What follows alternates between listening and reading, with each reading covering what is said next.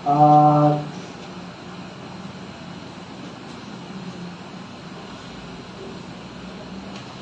yung mga dala ba kayong palaspas? Kasi yung ating pag-uusapan tungkol sa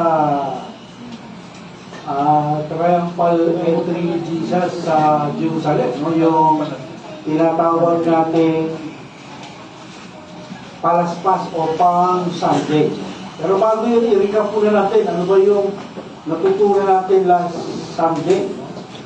So natutunan po natin na dapat pala maging maingat tayo sa paggamit ng ating dila, sapagkat ito ang ginagamit natin sa pagpupuri sa Diyos, no? So hindi natin pwedeng gamitin yung ginagamit natin sa pagpupuri sa Diyos sa maruming bagay, no? Kaya nga ito pong mga instrument natin, sinasabihan ko po yung mga musician natin na huwag gagamitin ito sa pagtugtog ng mga worldly songs, no? Kasi ito po ay ginagamit natin yung sound sa pagsamba sa Diyos. So natutunan din po natin na ang dila natin maliit lang, no? Kumpara sa buong katawan natin, pero kaya nitong sirain yung ating buong buhay kung hindi natin ito kokontrolin. No? So, napakalaking bagay ng dila sa ating buhay. No? Kaya, binigyan pansin nyo ni Paul. Okay, so, today naman, tignan naman natin yung, actually, mali akong spell, triumphal dapat yan. L. Bakit naging triumphal yung pagkasulat ko dyan? So, tignan natin yung triumphal entry ni Jesus sa Jerusalem, no? Yung tinatawag natin Palm Sunday o Palaspas. Magtatandaan natin yung huling sermon natin sa Mark, no? Yung huling verses ng Mark chapter 10 ay may pinagaling si Jesus na bulag, no? On their way to Jerusalem. Nasa gitna sila ng dalawang Jericho, no? Nalaman natin doon, dalawa pala yung Jericho. And ito yung papasok na sila ng Jerusalem. No, ito ay part na ng Holy Week, no? Medyo napaaga tayo, no? Ito ay part na ng Holy Week. So, nasa Mark 11 na po tayo, no? Mahaba-haba na. Last year, sinimulan natin yung ating series sa book of Mark last year, no? So, from Mark chapter 1, nasa Mark chapter 11 na tayo, no? Ang layo na ng ating narating. Mark 11 na tayo ngayon, siguro, bago tayo mag-anniversary siguro, tapos natin yung book of Mark. Okay, so,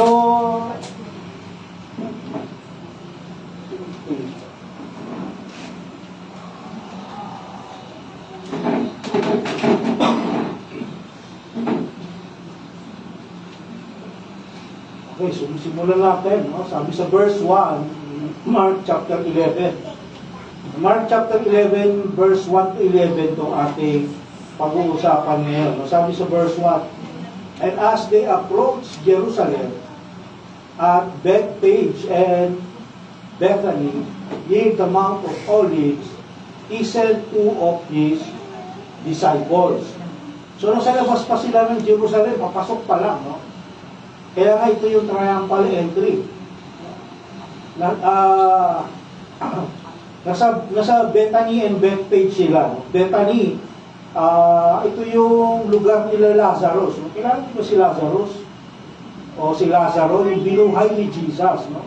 Yung kapatid ni Mary at ni Martha. So, sa tuwing pupunta, kaibigan to ni Jesus, itong mga kapatid na to. Sa tuwing pupunta si Jesus sa Jerusalem para sumamba, ay dito siya dumadaan siya rito sa kanila. Si Lazaro yung binuhay ni Jesus.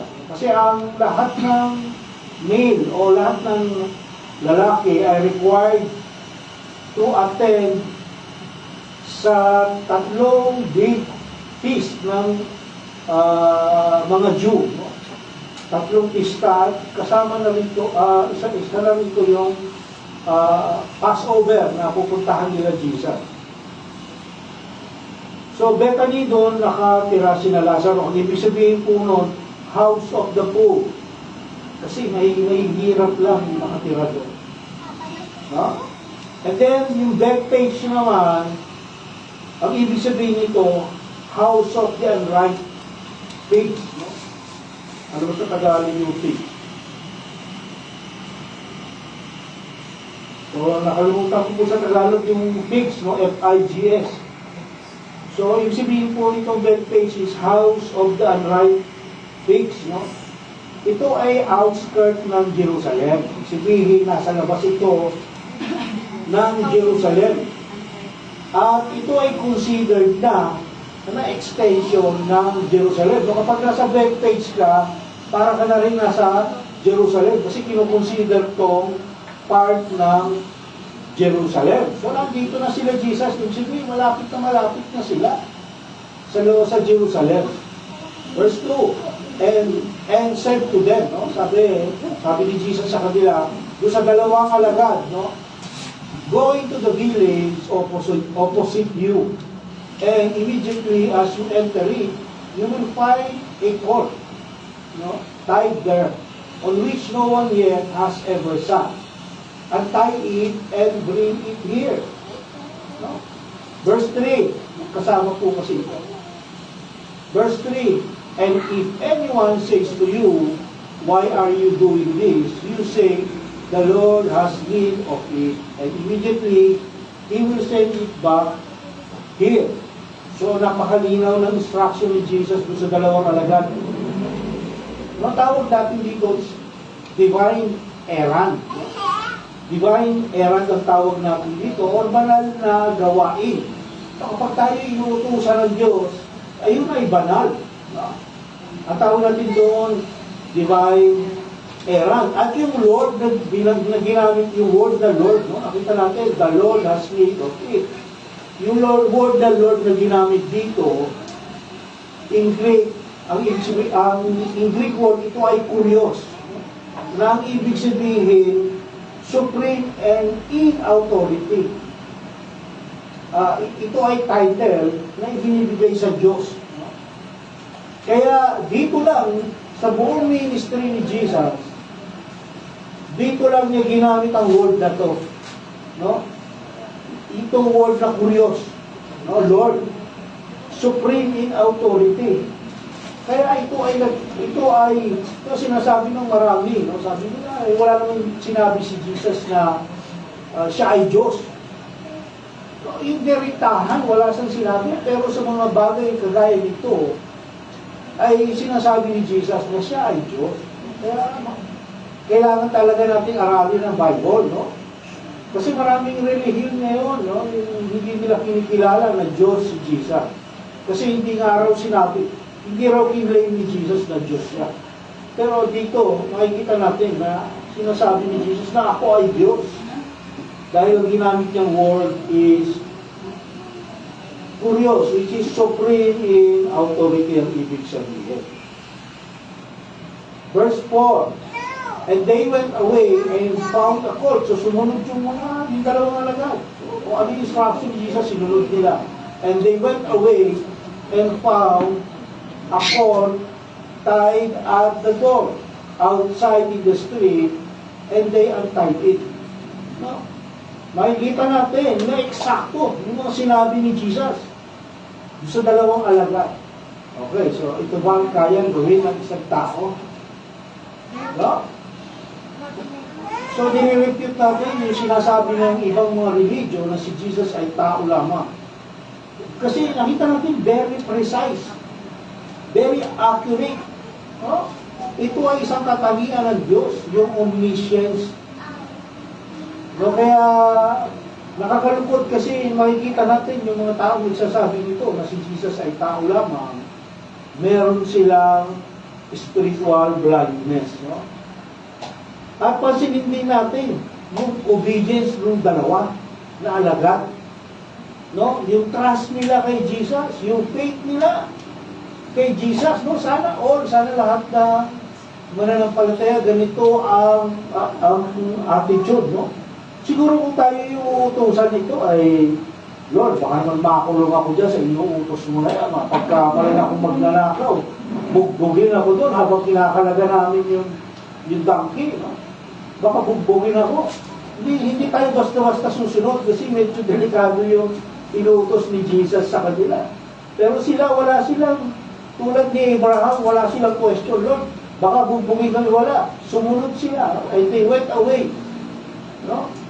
Talagang sumunod sila kay Jesus. Kung ano yung inutos ni Jesus. Verse 5, and some of the bystanders were saying to them, what are you doing? Untying the cord. So sinita talaga sila, no? According to sa sinabi ni Jesus sa kanila sa verse 3, sinita talaga sila kasi, syempre, yung mga tambay, no? Bystanders, tambay to eh. Yung mga tambay doon, kilala nila kung sino may ari ng donkey. Actually, dalawa to, no? Yung donkey at saka yung colt. Sabihin yung nanay na donkey at saka yung anak niya. Hindi lang sinabi dito sa Mark, pero sa ibang gospel, binanggit yun na dalawa talaga yun. Kasi alam natin, si Mark, ganun siya magkwento, paspasan, no? Kung sino lang yung involved, yun lang ang babanggitin niya. Gaya yung kwento natin na yung nakaraan, yung bulag. Dalawa yung bulag ngayon, pero isang bulag lang yung binanggit ni Mark. Yung na-demon possessed sa Decapolis, dalawa yun. Pero isa lang ang binanggit ni Mark. Kasi nga si Mark, kaya nga yung Mark, 16 chapters lang. Kasi nagmamadali ito si Mark, dahil ang audience ni Mark ay mga Romans. Hindi na importante sa mga Romans yung ibang details. So, talaga sinita talaga sila, no? According sa instruction ni Jesus. Alam ni Jesus yung magaganap talaga. So again, meron bang taong gano'n? Alam niya kung ano yung magaganap?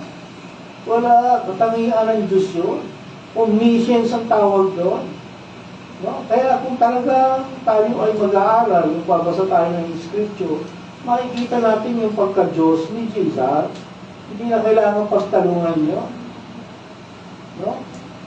Verse 6, and they spoke to them just as Jesus had told them. No? Just as Jesus had told them. And they gave them permission. Pinahintulutan sila. No? Nakunin yung donkey. Of course, mayroong intervention ng Diyos dito. Nag-intervene ang Diyos. Kasi kung hindi mag-i-intervene ng Diyos, hindi papayag yung mga tambay. Nakunin nila yun kasi kilala nila kung sino yung may-ari nun. No, dapat ito ay maging inspiration natin sa ating buhay. Na ang salita ng Lord, precise and accurate. Hindi ito pwedeng magkamali. No, pag nagkamali, pag merong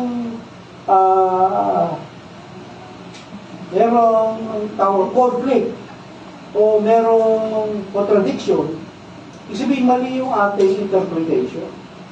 Hindi pwedeng magkaroon ng contradiction ang salita ng Diyos. Hindi pwedeng magkamali. Kapag mayroong mali, may contradiction, ibig sabihin mali yung ating interpretation. Kasi ang salita ng Diyos, maaasahan natin. Guaranteed, 100% guaranteed. Kasi ang Diyos, nakita niya na lahat eh. Dahil nga omniscient siya, no? Alpha and Omega, beginning and end. Alam niya eh, kung ano yung magaganap. Paano magkakamali yan? Hindi yung magkakamali. Kapag nagkamali yan, hindi yan Diyos. No? Kaya lahat ng ibibigay na task ng Lord sa atin, sigurado ma-accomplish natin. No? Kasi nga, yung plano ng Lord always according to His plan. Ang tawag na si Diyos, divine providence. No, kasi He will interfere. No, kunyari matigas ang ulo natin, alam ng Diyos yun na nilihis tayo. Kaya mag-i-interfere siya. No? Kaya yung promise ng Diyos, maasahan natin. Kasi He fulfills His words and promises. Yun ang tinatawag nating faith. No? Tayo'y naniniwala na lahat ng promises ng Lord ay matutupad at magaganap. Kasi hindi siya nagsisinungaling at hindi siya nagbabago. No, kung ang Diyos nagbabago, ay hindi natin maaasahan yan. No, tulad nating mga tao. No, okay, promise ko sa iyo next week, makikipagkita ako sa iyo, or promise ko sa iyo next week, bibigyan kita ng pera. Come next week, walang nangyari. Kasi nagbago yung isip, no? Pero ang Diyos hindi gano'n, no? Hindi niya ipapromise, okay, promise ko sa iyo, sisave kita. Tapos next week, ay, ayoko na, bago naisip ko, hindi na kita sisave. Hindi gano'n ang Lord, no? Hindi nagbabago ang Lord kung ano siya noon. Ganun siya hanggang ngayon. And hanggang sa darating na mga panahon pa. No, hindi nagbabago ang Diyos. Kaya maaasahan natin lahat ng Kanya promises. Kaya dito, sa ministry ni Jesus, ang Diyos Ama laging nakasupport yan. No, si Jesus, nabuhay siya sa mundo, wala siyang pag-aari dito sa lupa. No, wala siyang mga tawag dito, yung ari-arian. No, wala siya. Kasi pag-aari ng Diyos ang lahat ng ito na nandito sa atin, no, lahat na nakikita natin. Bakit kailangan pa niyang magkaroon ng ari-arian? Kanya lahat yan. No, kapag meron siyang ginusto, basta according to His will, to His plan, ano man ang pangangailangan niya, makakamit niya yun sa tamang panahon. No? Sa tamang panahon. Hindi ba natin nakita yung divine na providence dito sa pangyayaring ito? Kaya yung ating mga possession ngayon, kung ano yung meron tayo ngayon, ito magiging buhay natin. Lahat yan, pahiram lang. Pahiram lang ng Lord sa atin yan. Temporary lang yan. Walang forever dyan.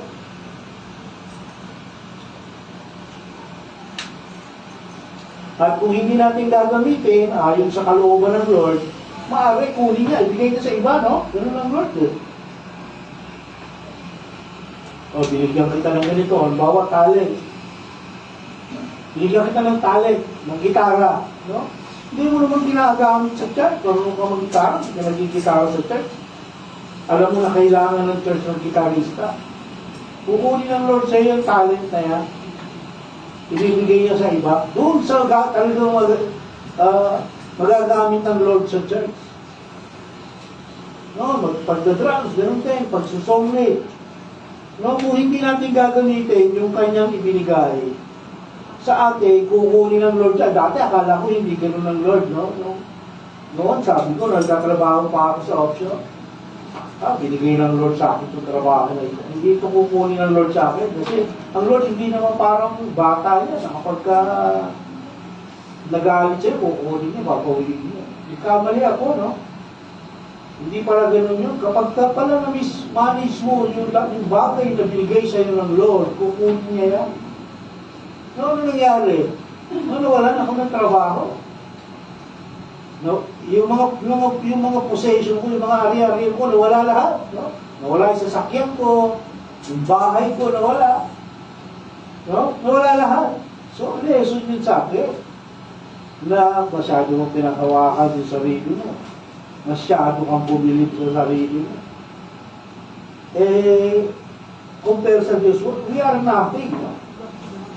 Kung wala ang Diyos sa ating buhay, wala tayong magagawa. No? Kaya mag-iingat tayo, no? Hindi kailangan natin magpakumbaba sa harap ng Diyos palagi. Natin pagyayabang yung ating talino, yung ating lakas, yung ating kakayanan, yung ating talent. No? Lahat yan, pahiram lang. No? Kapag kinuha ng Lord yan, goodbye. No? So tingnan natin yung, alam mo kung yung donkey? Yan ang donkey. Hindi yan kabayo, ha? Iba yan sa kabayo. No? Donkey. Pinsa ng kabayo yan. No? Pinsa ng kabayo. Kung sa panahon natin ngayon, merong rent-a-car. Pagka kailangan natin ng sasakyan, nag-rent-a-car tayo. Sa panahon nila Jesus, merong rent-a-donkey or rent-a-horse. No? Kapag ginagamit nila sa paglalakbay. Ngayon, siyempre, ang donkey, parang motorsiklo yan. Motor, no? Common means of transportation. Pag malayuan ng biyahe, kailangan gagamit ka ng donkey or horse, no? Kaso yung horse, mas mahal ang renta. Pag mayaman nyo, kasi mabilis yun. No, ang donkey, hindi kayang humabol sa horse yan. Babagal lang yan, no? Kaya, kapag mahirap ka lang, pwede mo markila yung donkey lang. Pag mayaman ka, horse. No? Ngayon kung talagang nasa top of the class ka na lipunan, mayamang-mayaman ka talaga, karuwahe. Alam niyo yung karuwahe, chariot. No? May dalawang kabayo sa unahan yun. Mas mabilis yun. No? Kaya, yung mga means of transportation niya, hindi kaya ng panahon natin yan. May motor, may tricycle, may kotse. Yan din yung katumbas nila noon. At ang donkey, associated yan with peace. No, kasi ang donkey, ano nga lang siya, pang mahirap eh. At saka, pag tinignan mo siya, yung donkey, napakabait niya. No, hindi kagaya ng horse. Yung horse, medyo maninipa pa yung kabayo eh. Kapag hindi kanya kilala, no? Pero donkey hindi, no? At yung pinapanood nga kami noon, yung mga nomads noon, donkey sila, naawa kami no, sa mga donkey. Kasi kinakargahan nila napakaraming karga yan. Hindi magreklamo yung donkey na yan, hindi gaya ng horse. Kargahan mo na napakarami, hindi lalakad. So, sa panahon nila Jesus, ang king sa donkey yan sumasakay. No, para maiwasan yung wrong impression o wrong signal. Kasi kapag ang king, dahil na associated siya sa peace, kapag yung king nakasakay sa donkey, sabihin, kapayapaan sa kingdom. No, pag naglilibot yan. Pero pag ang king naglibot, nakasakay sa horse, sabihin niya, naghahanda ang kingdom sa digmaan. Kasi yung horse nga, symbol ng digmaan yan. Symbol ng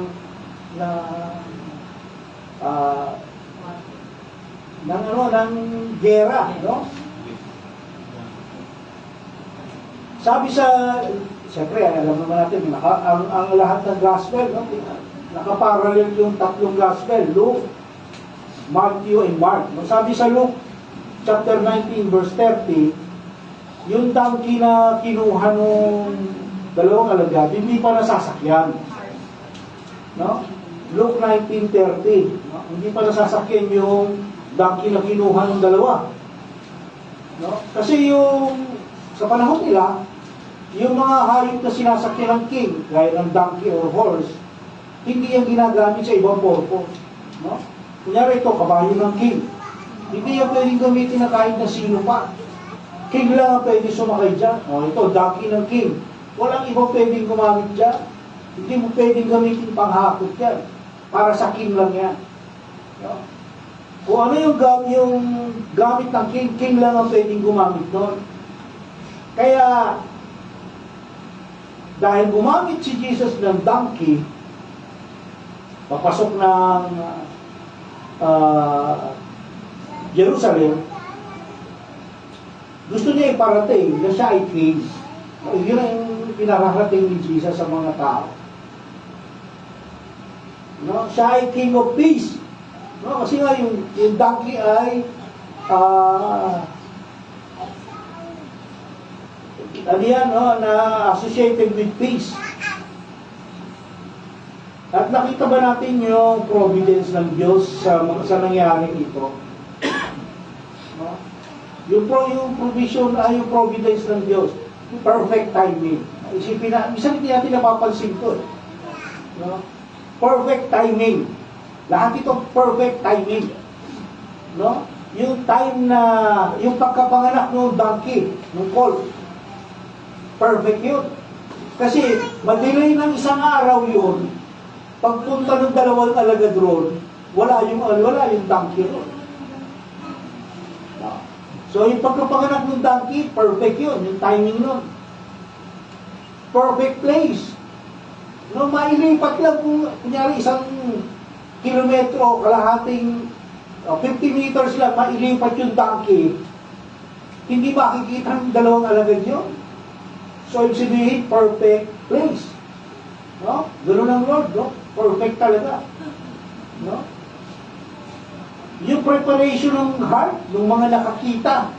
No? Sabi ko nga kanila, may intervention ng Diyos. Hinipo ng Lord ang mga puso ng mga tao na yun. Kasi nga kung hindi, makita nila kinakalas ng dalawang alagad yung donkey, bubugbugin nila yun. Kasi nga, magnanakaw. Pinakikita dito na God is above and beyond. No, sa lahat ng bagay. Ang tawag doon, sovereignty. Sa buhay natin, ganito din kumikilos sa Diyos. Kaya lang, minsan hindi natin pinapansin, hindi natin pinupuna.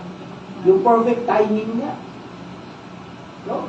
Meron naman kayo na-experience na, no? Perfect yung timing. Minsan nag-worry na tayo, no? Naku, andyan na si Judith. No? Pero, magugulat ka, oh. Bukas ang Judith, yung araw na to, o kahit gabi pa, dumating yung blessing. No? Perfect pa rin yun, kasi hindi ka inabot ni Judith. No? Ganun ang Lord kumilo sa ating mga buhay. Yung preparation sa mga nangyayari sa ating buhay, yung involvement, no? Kung sino mga tao yung involved, lahat yan. Ang Lord ang nag-prepare niya. Magugulat ka na, bakit nakalaman niya, gano'n, no? Bakit nagbigay ng blessing yun, no? Hindi mo naman siya kinakausap, no? Ganun ang Lord mag-kilos sa ating buhay, no? Kaya hindi tayo dapat mag-worry, no? Kaya siyempre, minsan talaga nakakakaba yun, no? Lalo na yung mga Judith, makuputulang ka ng kuryente. Ako, ito na si Judith. No? Minsan nagpapanik na tayo, no? Mahanap pa rin ng solusyon. No? Kasi nakakakaba yun, eh.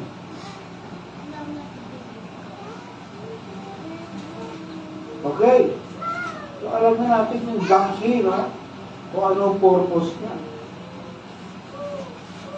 Sabi sa verse 7, and they brought the colt to Jesus, and put their garments on it, and he sat on it. So, tingala na ng dalawang alagad yung colt, yung asno, no? Yung batang donkey, no? Doon sa batang donkey sumakay si Jesus, hindi doon sa nanay, no? Kasi maaaring yung nanay nasakyan na. No? Tandaan niyo, dalawa yung donkey rito, ha? Kasi minsan lang mga nakikita natin, napapanood natin sa TV, isa lang. Actually, dalawa talaga, no? Sinabi nga ni, no? Sabi sa ito sa ibang gospel, no? Ang tanong natin, bakit kailangan ni Jesus ng donkey sa pagpasok sa Jerusalem? Ay, yung mga nakaraang pasok niya na every year, 3 times na pumapasok si Jesus sa Jerusalem, no? Kasi nga, lahat ng male adult required na umattend ng feast, 3 biggest feast ng Israel sa Jerusalem para sumamba. No? At itong Passover, isa na ito. Bakit kailangan niya gumamit ng donkey? Dati pag pumupunta naman siya ng Israel, hindi siya gumagamit ng donkey. Gumamit si Jesus ng donkey para ma-fulfill yung mga prophecies. No? Isa na ron yung Zechariah chapter 9 verse 9. No? Para ma-fulfill yun. At nagpapakilala siyang King of Kings. No? And Lord of Lords. No? King of Kings and Lord of Lords. Nagpapakilala siya. Kaya, kailangan niyang gumamit ng donkey.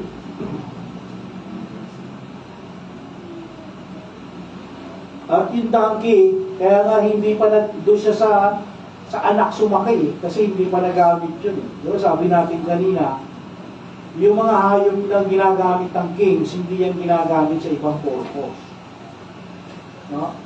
Makikita natin yung ano nito, no, yung parallel nito sa Synoptic Gospel sa Matthew chapter 21 verse 7. Doon sinasabi, basahin natin, no? Matthew 21 verse 7. Na dalawa yung dalawa yung ginamit na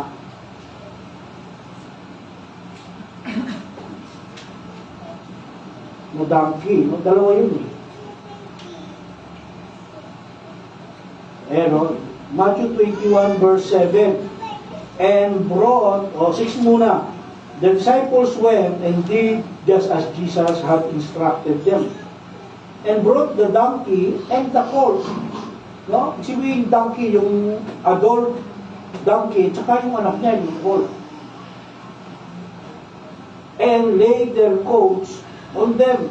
And he sat on the coats. No? Nilatag na yung sa mga donkey, yung mga damit nila. Kaya starting this day, sunod-sunod yung mga prophecies na napulpil ni Jesus. Sunod-sunod, kailangan ipulpil lahat ni Jesus yun. Kasi isang prophecy lang ang hindi mapulpil ay malaking problema yun. No? Mawawala yung credibility ng Lord, no? Kasi merong isang prophecy na hindi napulpil. Lahat ng prophecies dapat mapulpil. Kaya si Jesus sumakay ng colt. No? Okay, verse 8. So, nilakad na yung colt, na yung mga colt nila doon sa batang asno, no? Verse 8, and many spread their garments on the road, and others spread leafy branches, having cut them from the fields. No? So, naglatag ng mga damit, balabal, no? Yung mga tao, no? Na kasabay ni Jesus papasok ng Jerusalem. Yung iba naglatag ng mga, sabi, leafy branches, no? Pero sa ibang gospel sinabi na ito ay palm branches, no?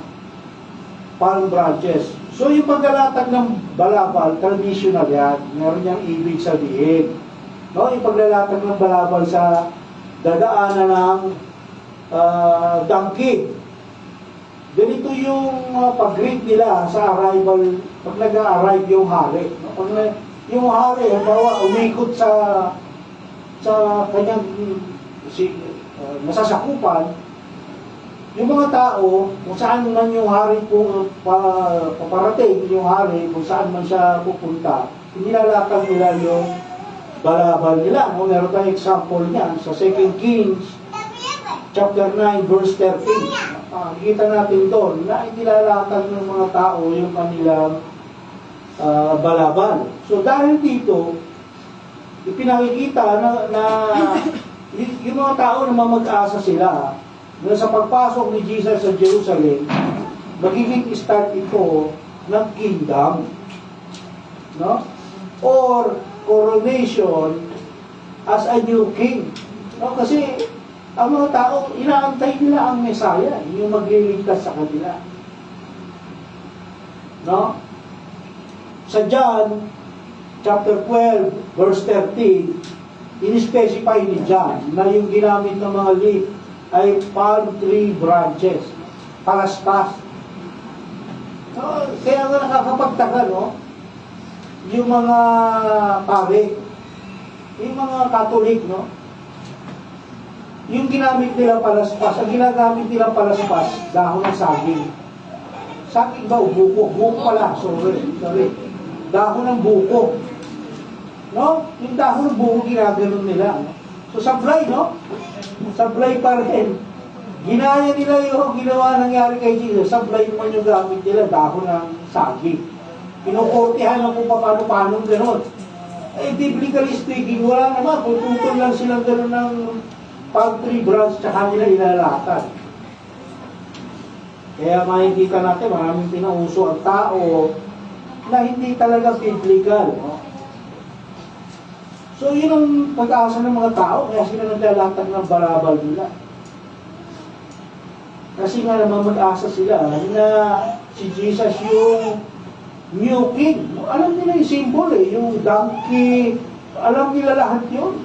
Siyempre, tradisyon nila yun Kaya alam nila. Ano ba ng significance naman ng palm trees? No? Ito, ganito yun. No? Hindi yung nakikita natin sa mga simbahan ngayon, na kulay dilaw na dahon ng buko. Oo, alam mo, dahon ng buko yun Yung ginaganon-ganon nila, dinidesign may mga pahabang ganon, tapos meron sa gitna. Pinaganda nila, pero actually ganito lang nun, no? Yung palm trees na inilatag nila. Itong mga palm trees naman, symbol naman yan ng national liberation. No? Winawagayway o inilalatag yan bilang pagpapakita ng kagalakan nila sa liberator. No? Yan ang gamit niyan. No? Kaya makikita natin na may dalawang paniniwala yung sumalubong kay Jesus sa Jerusalem. Yung isa, yung gumamit ng balabal,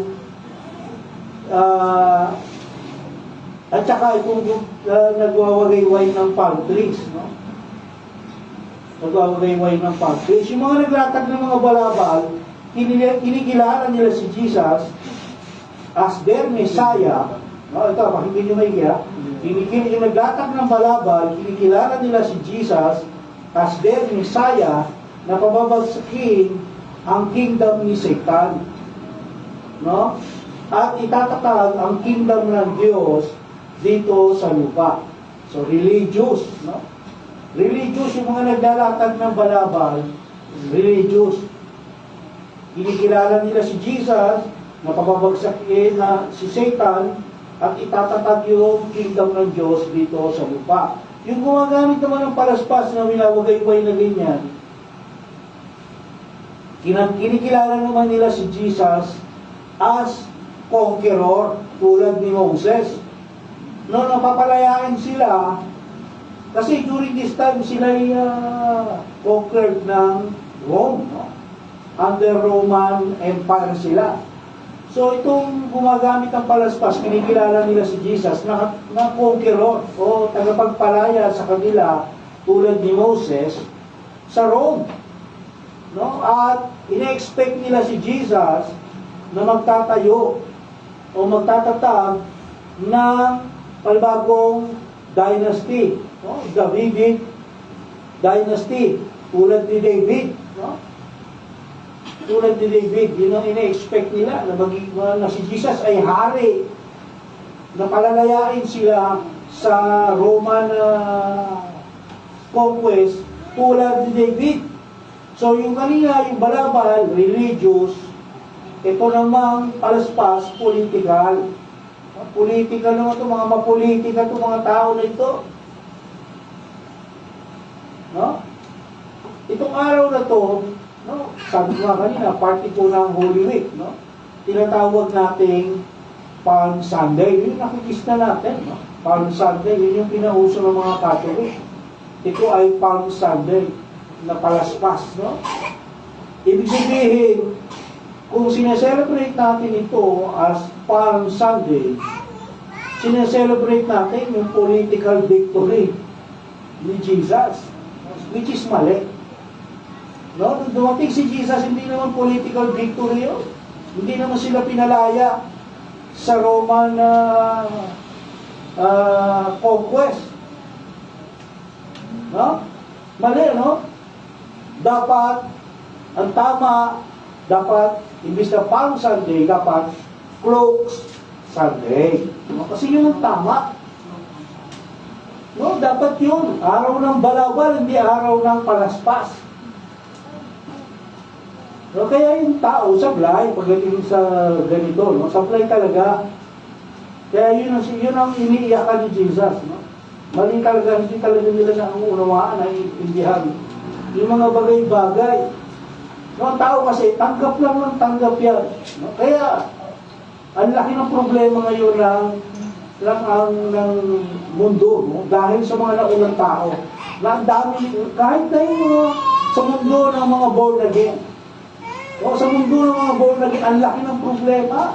Kasi yung mga naunang sinasabi nila born again sila, ang dami nilang pinauso. Na hindi naman biblical.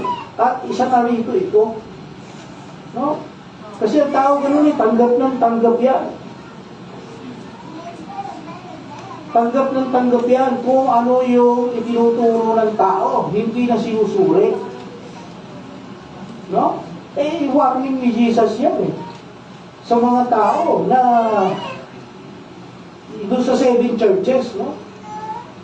Warning yan na dapat suriin natin mabuti kung ano yung tama o mali.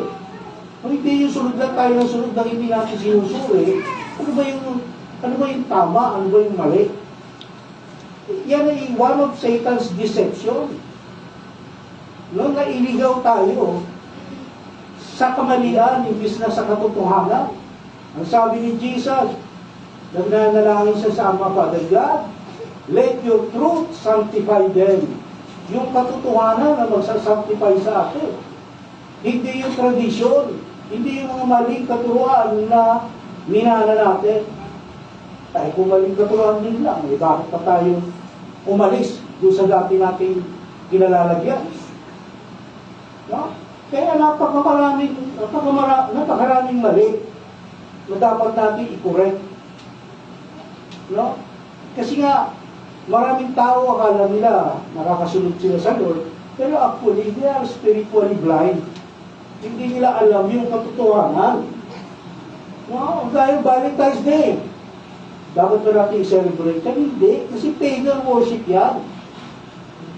No? Pero dahil nga ipinasa yan ng mga nauna na sinasabi nila born again sila, ipinasa, naging tradisyon, Valentine's Day, araw ng mga puso. Si Valentina, pagan god yan. Sineselebrate natin. Easter Sunday.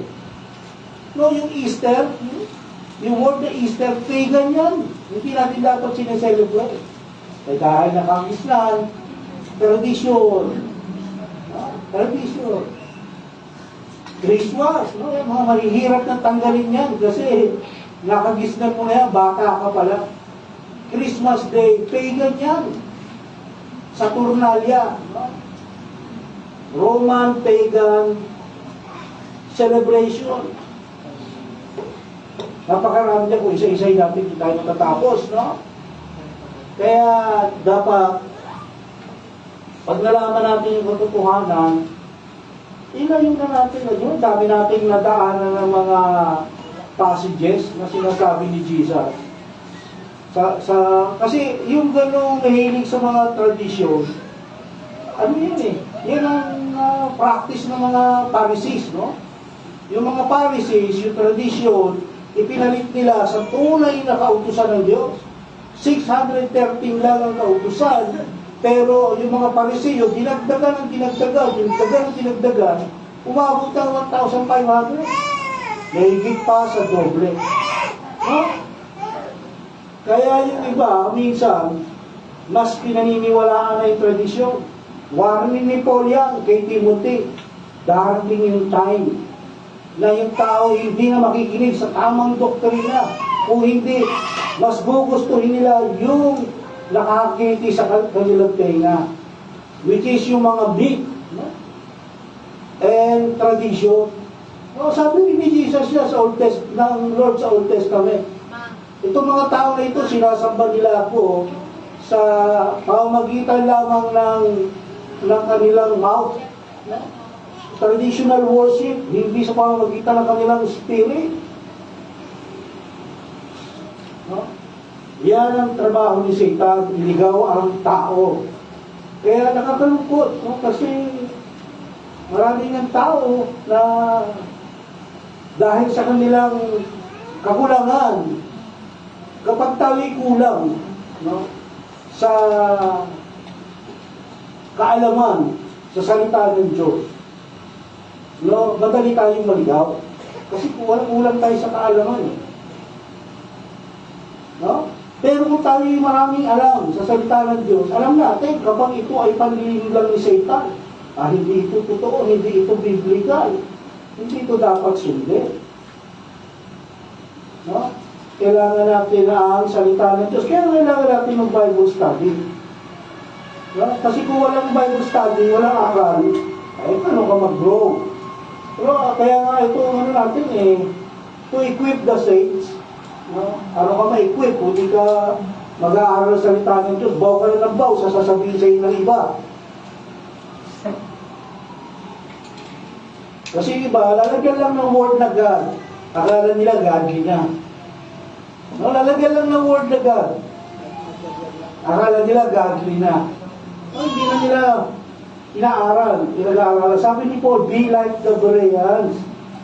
No? Aralin niyo maigi yung salita ng Diyos para hindi kayo maligaw. Okay, so verse 9 na tayo. And those who went in front and those who followed were shouting, Hosanna, blessed is he who comes in the name of the Lord. No? Blessed, verse 10, blessed is the coming kingdom of our father David. No? Hosanna in the highest. Kasi nga, akala nila si Jesus ay tulad ni David. No, napamumunuan sila. No? Si Jesus king, pero hindi siya tulad ni David na pamumunuan sila para labanan ng Rome. Yun ang gusto ng mga tao eh. No, itong chant nila na ito, galing to sa Psalms chapter 118 verse 26. No? Ito ay isang messianic greetings. No? Galing sa Psalms 118 verse 26, isang messianic greetings. No? Hosanna, ano ba yung sabihin ng Hosanna? No? Lagi nating narinig to. Hosanna, Hosanna. No? Ang ibig Hosanna is a Hebrew word. No? Nang ibig sabihin, please save us now. No? Hosanna is a Hebrew word which means please save now. Save us now. No? Kaya yun ang pag-asa ng mga tao na gagawin ni Jesus, kaya ganun ang ginawa nila. Ang nakakalungkot, karamihan sa mga sumisigaw na ito, na Hosanna in the highest, ay sila rin sisigaw na ipako siya sa krus. No? Sila rin yun. Yung iba rito, sumisigaw, Hosanna in the highest, sila rin yung sisigaw, ipako sa krus yan. No? Kasi nga, iba yung expectation nila kay Jesus. No? Yung nakakalungkot yung mga ito, no? At si Mark, hindi niya na binanggit, pero may mga, alam naman natin, lahat ng kilos ni Jesus, binabantayan ng mga Pharisees yan. So, may mga Pariseo yung sumusunod kay Jesus. No? At nag-object sila doon sa ginagawa ng mga tao na sumisigaw, Hosanna in the highest. No? Sabi nga ni Jesus sa kanila, kahit patigilin ko yan, no? Yung mga bato mismo, magsasalita para purihin ng Diyos. Hindi pwedeng tigilan yung pagpupuri sa Diyos. No? Mababasa natin yung sa Luke chapter 19 verse 39 to 40. Luke chapter 19 verse 39 to 40. Itong mga Pariseo, wala namang ginawa yan kundi hanapan ng butas si Jesus. No? Verse 11 na tayo.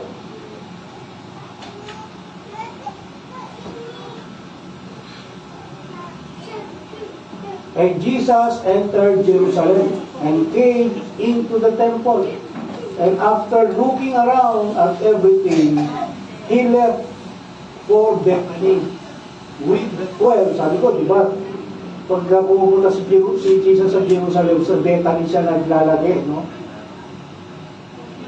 he left for Bethany with the 12 since it was already late.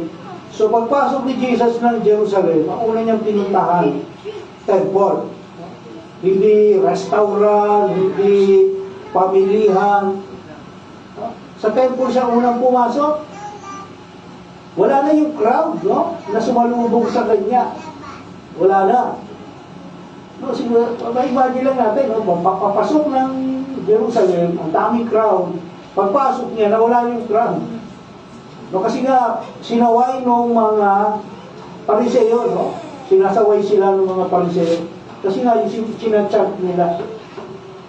So, tinignan Jesus kung yung temple ay ginagamit ayon sa purpose. Dito, makikita natin sa ibang gospel. No? Every time na pupunta si Jesus sa Jerusalem, una niya sinisilip ang temple. At kapag ang temple, maraming kalakalan. No? Nagagalit si Jesus, tinataob niya ang mga yan. No? Pinakampas na ng mga lubid, no? Yung mga nagtitinda. Kaya nga, no, ang tao, akala nila, Diyos, napaka, yung pinipicture ng mga napapanood natin minsan sa TV, no? Yung about Jesus, makikita natin si Jesus parang napakahindi ng gano'n, oblido. Mali, no? Si Jesus ay, tandaan natin, 100, fully man, fully God, no? So kung ano yung kilos ng tao, gano'n din ang kilos ng Jesus. Nagpalos niya nga yung mga nagtitinda ng yung mga nagpapalit ng pera, mga money ang palos niya, tinatawag niya yung mesa. Na paano mo ipakita yung sa mahinahon na baga, Kaya tuloy, ang picture ng isip ng tao, akala nila ang Diyos, napakahinahon yan, kahit yung nagsasala ka, Hindi. Ang Diyos kapag galit din niya, marunong din magalit ang Diyos. May rat nga Puot, napupuot din ng Diyos Yun ang mali, no? Hindi yun pinakikita ng ibang mga nagtuturo. Hindi binabanggit yung puot ng Diyos. Kaya ang tao, walang takot. No, pero ang Diyos napupuot din. No, sa kasalanan. Kaya tinignan ni Jesus, baka meron na naman kalakalan dito. Yun ang una niya in-inspection. Yung temple. At hindi lang yung temple ang ini-inspection ni Jesus. Pag pumapasok siya, ini-inspection din niya yung heart ng mga Israelita. Yung spiritual corrupted condition nila. No? Kasi corrupted talaga, sa totoo lang, yung heart. Isipin mo, national rejection. Kaya hindi dumating yung kingdom, kasi ni-reject ng mga pinili pa mismo ng Diyos, yung chosen country niya pa mismo, ang nag-reject kay Jesus. No, kaya sabi ni Jesus, kahabag-habag sila talaga, no? Meron silang mata, pero hindi sila nakakakita. Meron silang tenga, pero hindi sila nakakarinig. No? Kaya na-miss nila yung pagpapakilalang ginawa ni Jesus. No, nagpapakilala si Jesus, pero hindi nila yun natanggap, hindi nila, na-miss nila yun. Kasi nga, yung eyes nila corrupted, yung ears nila corrupted, yung spiritual eyes, spiritual ears. Hindi nila matanggap si Jesus. No? Kasi ang tao, gano'n Ang nakikita lang ng tao kung ano gusto niyang makita. Yung katotohanan, no? Kahit itapat mo, ito ang sabi ng scripture, o itapat mo sa mukha, pabasa mo sa kanya. Babasahin niya, pero hindi niya tatanggapin yan. Ay, hindi, meron pa rin dahilan. Ang linaw-linaw sabi ng scripture, ay, hindi, sabi ng scripture, ganito. Hindi, obsolete yan. No? Mga ganun pa, no? Obsolete na rin yung sinasabi na yun. Pero hindi obsolete yan. Pag mayroong isang passage o isang verse na naging obsolete, maraming lalabas na obsolete dyan. Yun ang problema ng tao. Kung ano yung gusto lang nilang makita, yun lang ang makikita nila. Ayaw kong tignan niya, ayaw kong makita yun. Hindi nila paniniwalaan yun. Pinipili lang nila kung ano yung gusto nilang paniwalaan.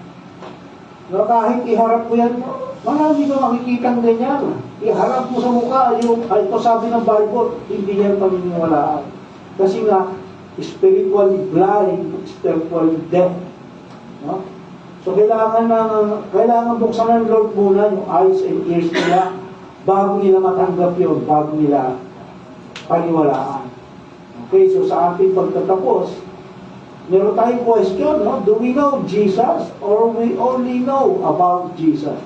Magkaiba kasi yun, no? Kagaya ng BBM, no? Si BBM, kilala natin, presidente siya.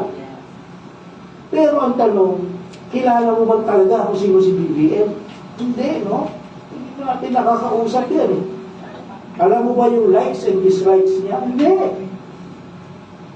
Para malaman mo yon, anong dapat mangyari? Kailangan magkaroon tayo ng relasyon sa Kanya. No, kailangan natin siya makasama ng mas madalas. Ganun din kay Jesus. Hindi sapat yung, kilala mo si Jesus? Ang tanong, alam mo ba kung ano yung ayaw ni Jesus? Alam mo ba kung ano yung gusto niya? No? Kung alam mo yung ayaw niya at kung alam mo yung gusto niya, yun yung tinatawag na kilala mo talaga si Jesus. No? Kasi kung minsan, ang ginagawa natin, no? Kagaya nitong mga Israelita, nung papasok si Jesus sa Jerusalem, dalawang klase yung pagkakilala nila kay Jesus. No? Tayo ganun din. No? Minsan, mali yung pagkakilala natin kay Jesus. Akala natin si Jesus, genie. No? Na, Lord, ito gusto ko eh. No? Ihiling tayo, ito yung gusto ko. Ang tanong, kalooban ba ni Jesus yan? Gusto natin si Jesus, ilagay sa isang box. No? Diyan ka lang, Jesus, kung ano yung gusto ko, yun lang ang ibibigay mo. No? Kung ano yung interest ko, yun lang ang maging sino ka. No? Pero ang gusto ng Lord sa atin, makita natin kung sino siya talaga. Ito ang mahalaga. Kailangan natin alamin, sino mo talaga si Jesus? Ano ba yung ginawa niya? Baka nga iba sa atin hindi alam kung ano yung ginawa ni Jesus eh. So, meron ba dito hindi alam kung ano yung ginawa ni Jesus? No? Alam ba natin, yung mga anak ko natin, tinuturo natin sa kanila, anong ginawa ni Jesus? Alam ba?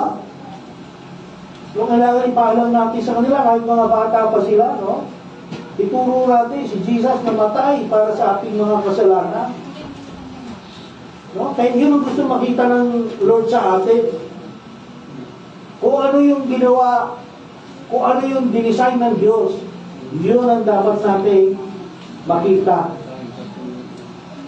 No? Tandaan natin, sa ating pagtatapos, knowing Jesus is not only knowing about Him, no?